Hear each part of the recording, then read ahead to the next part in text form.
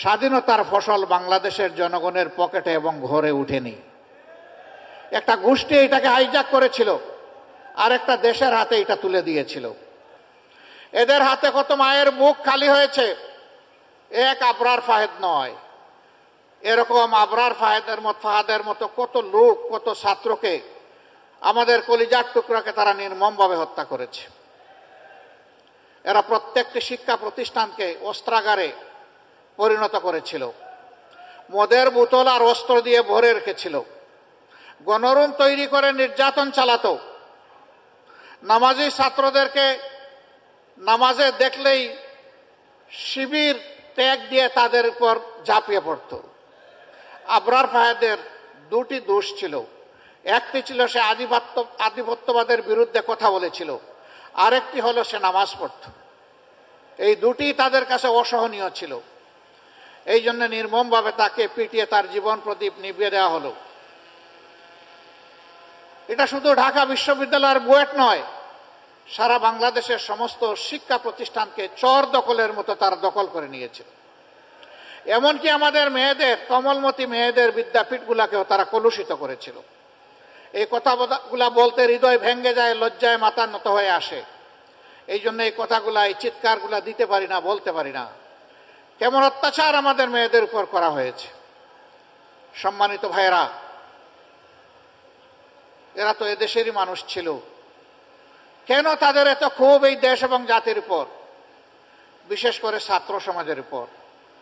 কারণ সব দেশে, সব সমাজে যুবক এবং ছাত্ররা সবসময় তাকে অন্যায়, দুঃশাসন এবং নির্যাতনের বিরুদ্ধে। এরা কখনো দুঃশাসন এবং দুর্নীতিকে মেনে নেয় না, আর তারা এই দুইটাই জাতিকে উপহার দিয়েছিল। এই জন্য ছাত্র সমাজ দফায় দফায় আন্দোলন করেছে। 18তেও তারা আন্দোলন করেছে, পরবর্তী পর্যায়ে রোড সেফটি আন্দোলন করেছে, সর্বশেষ 24-এ এসেও তারা আন্দোলন করেছে। দফায় দফায় দুঃখাও দিয়েছে, আবার শক্তিও প্রয়োগ করেছে, বল প্রয়োগ করে অনেককে হত্যাও করেছে।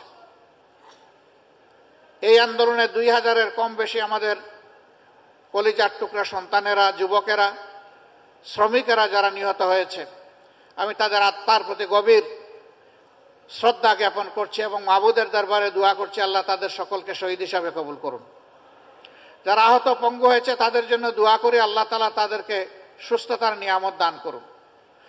ঢাকা মেডিকেলে 7 তারিখ আমরা গিয়েছিলাম আহতদেরকে দেখতে। হাত কাটা, পা কাটা, চোখ নেই। বিছানার পাশে দাঁড়িয়ে বিছানায় বসে জিজ্ঞাসা করেছিলাম কেমন লাগে, বলে যে ভালো লাগে। আমাকে আহত অবস্থায় রক্ত ঝরছে, চোখ নাই, তুমি দেখো না, তাও তোমার ভালো লাগে। কেন তোমার ভালো লাগে? বলে যে কারণে লড়াই করেছিলাম সেই লড়াইয়ে বিজয়ী হয়েছি, তাই ভালো লাগে। কি কারণ ছিল? বলে যে দেশকে স্বাধীন করার জন্য লড়াই করেছি। আল্লাহু আকবার। তাহলে 71-এ কি হয়েছিল? হ্যাঁ, 71-এ একটা স্বাধীনতা এসেছিল, এই জাতি এনেছিল, কিন্তু স্বাধীনতার মর্মমাবি ডুকরে ডুকরে কেঁদেছে। স্বাধীনতার ফসল বাংলাদেশের জনগণের পকেটে এবং ঘরে উঠেনি। একটা গোষ্ঠী এটাকে হাইজ্যাক করেছিল, আর একটা দেশের হাতে এটা তুলে দিয়েছিল।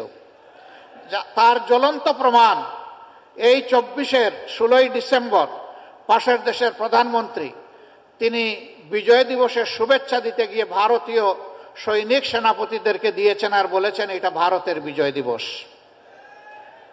যারা স্বাধীনতার চেতনার কথা বলেন, বেশি বেশি বলেন, তারা এখন চুপ কেন? তাইলে কি আপনারা এটাকে বাংলাদেশের বিজয় স্বীকার করছেন না?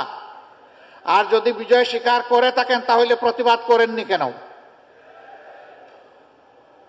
আসল রূপ তাদের প্রকাশ হয়ে গিয়েছে, কারণ তারা তাদের মাথা ইজারা দিয়ে রেখেছে পাশের দেশ।